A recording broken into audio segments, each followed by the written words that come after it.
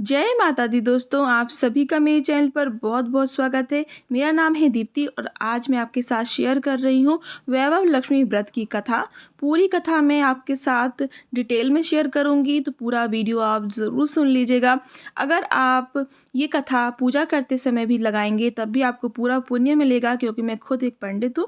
तो चलिए हमारे वीडियो को शुरू करते हैं। हाथों में थोड़े से लाल पुष्प और अक्षत ले लीजिए और हमारी कथा को सुन लीजिए। चलिए हमारा वीडियो शुरू करते हैं। शुक्रवार को लक्ष्मी देवी का व्रत रखा जाता है, जिसे वैभव लक्ष्मी व्रत भी कहा जाता है। इस व्रत को स्त्री या पुरुष कोई भी कर सकता है। इस व्रत को करने से उपासक को धन और सुख समृद्धि की प्राप्ति होती है। घर परिवार में लक्ष्मी जी की कृपा हमेशा बनी रहती है। लक्ष्मी जी का वास बनाए रखने के लिए यह व्रत उपयोगी है। इस दिन स्त्री या पुरुष लक्ष्मी जी की पूजा करते हुए सफ़ेद फूल, लाल फूल, सफ़ेद चंदन आदि से पूजा करते हैं। चावल से बनी हुई खीर से भोग लगाते हैं। लक्ष्मी जी के साथ साथ भगवान विष्णु की भी उपासना की जाती है। प्रसाद लगाने के बाद इस व्रत के लिए आपको उपासक को भोजन का विशेष ध्यान रखना चाहिए। आपको बाहर का कुछ भी नहीं खाना है, जो भी खाना है आपको घर का खाना है। एक टाइम आप भोजन कर सकते हैं बिना प्याज लहसुन का। अगर कोई व्यक्ति माता वैभव लक्ष्मी का व्रत करने के साथ ही लक्ष्मी जी की यंत्र को स्थापित कर उसकी नियमित रूप से पूजा करता है, तो व्यापार में और घर में भी जो है उसकी वृद्धि होती है, धन में बढ़ोतरी होती है। तो चलिए व्रत की कथा शुरू करते हैं। किसी शहर में अनेक लोग रहते थे। सभी अपने अपने कामों में लगे रहते थे। किसी को किसी की परवाह नहीं थी। भजन कीर्तन, भक्ति भाव, दया माया, परोपकार जैसे संस्कार कम हो गए थे। शहर में बुराइयां बढ़ गई थीं। शराब, जुआ, रेस, व्यक्ति विचार, चोरी, डकैती वगैरह बहुत से गुनाह शहर में होते थे। इसके बावजूद शहर में कुछ अच्छे लोग भी रहते थे। ऐसे ही लोगों में शीला और उसके पति की गृहस्थी मानी जाती थी। शीला धार्मिक प्रकृति की और संतोषी स्वभाव वाली लड़की थी। उसका पति भी विवेकी और सुशील था। शीला और उसका पति कभी किसी की बुराई नहीं करते थे और प्रभु भजन में अच्छी तरह समय व्यतीत कर रहे थे। शहर के लोग उनकी गृहस्थी की सराहना करते थे। देखते ही देखते समय बदल गया। शीला का पति बुरे लोगों की संगति में आ गया, दोस्ती कर बैठा। अब वह जल्द से जल्द करोड़पति बनने के ख्वाब दिखने लगा, इसलिए वह गलत रास्ते पर चल पड़ा। फलस्वरूप वह रोड़पति बन गया, यानी रास्ते पर भटकते भिखारी जैसी उसकी स्थिति हो गई। शराब, जुआ, रेस, चरस, गांजा वगैरह बुरी आदतों में शीला का पति भी फंस गया। दोस्तों के साथ उसे भी शराब की आदत हो गई। इस प्रकार उसने अपना सब कुछ रेस जुए में गंवा दिया। शीला को पति के बर्ताव से बहुत दुख हुआ, किंतु वह भगवान पर भरोसा कर सब कुछ सहने लगी। वह अपना अधिकांश समय प्रभु भक्ति में बिताने लगी। अचानक एक दिन दोपहर को उसके द्वार पर किसी ने दस्तक दी। शीला ने द्वार खोला तो देखा कि एक मांझी खड़ी है। मांझी के चेहरे पर बहुत ही तेज अलौकिक निखर रहा था। उनकी आंखों में से मानो अमृत बरस रहा हो। उसका भव्य चेहरा करुणा और प्यार से झलक रहा था। उसको देखते ही शीला के मन में अपार शांति छा गई। शीला ने रोम रोम में आनंद छा गया। शीला उस मांझी को अंदर आदर के साथ लेकर आई। घर में बैठाने के लिए कुछ भी नहीं था अतः शीला ने सकुचा कर एक फटी हुई चादर पर उसको बिठाया।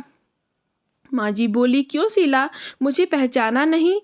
हर शुक्रवार को लक्ष्मी जी के मंदिर में भजन कीर्तन के समय मैं भी वहां आती हूँ। इसके बावजूद शीला कुछ नहीं समझ पा रही थी। फिर मांझी बोली, तुम बहुत दिनों से मंदिर नहीं आई, अतः मैं तुम्हें देखने चली आई। मांझी ने अति प्रेम भरे शब्दों से शीला का हृदय पिघल गया। उसकी आंखों में आंसू आ गए और वह बिलक बिलक कर रोने लगी। मांझी ने कहा, बेटी, सुख और दुख तो धूप और छांव जैसे होते हैं। धैर्य रखो बेटी, मुझे तेरी सारी परेशानी बता। मांझी के व्यवहार से शीला को काफी संबल मिला और सुख की आस में उसने मांझी को अपनी सारी कहानी कह सुनाई। कहानी सुनकर मांझी ने कहा, कर्म की गति न्यारी होती है। हर इंसान को अपने कर्म भुगतने ही पड़ते हैं, इसलिए तू चिंता मत कर। अब तू कर्म भुगत चुकी है, अब तुम्हारे सुख के दिन अवश्य आएंगे। तू तो माँ लक्ष्मी जी की भक्त है। माँ लक्ष्मी जी तो प्रेम और करुणा की अवतार हैं। वे अपने भक्तों पर हमेशा ममता रखती हैं, इसलिए तू धैर्य रखकर माँ लक्ष्मी जी की व्रत कर और उनकी उपासना कर, पूजा कर। इससे सब कुछ ठीक हो जाएगा। शीला के पूछने पर माँ जी ने उसे व्रत की सारी विधि भी बताई। माँ जी ने कहा, बेटी, माँ वैभव लक्ष्मी व्रत का बहुत ही सरल उपाय है। उसे वरद लक्ष्मी व्रत भी कहा जाता है, वैभव लक्ष्मी व्रत भी कहा जाता है। यह व्रत करने वालों की सभी मनोकामनाएं पूर्ण होती हैं, वह सुख संपत्ति और यश प्राप्त करते हैं। शीला यह सुनकर आनंदित हो गई। शीला ने संकल्प करके आंखें खोली तो उसके सामने कोई ना था। वह विस्मित हो गई थी कि माँ जी कहाँ गई। शीला को तत्काल यह समझते देर न लगी कि माँ जी और कोई नहीं, साक्षात लक्ष्मी जी ही थी। दूसरे दिन शुक्रवार था। सवेरे स्नान करके स्वच्छ कपड़े पहनकर शीला ने माँ जी द्वारा बताई विधि से पूरे मन से व्रत किया। आखिरी में प्रसाद वितरण हुआ। यह प्रसाद पहले पति को खिलाया। प्रसाद खाते ही पति के स्वभाव में फर्क पड़ गया। उस दिन उसने शीला को मारा नहीं, सताया भी नहीं। शीला को बहुत आनंद हुआ। उनके मन में वैभव लक्ष्मी व्रत के लिए श्रद्धा बढ़ गई।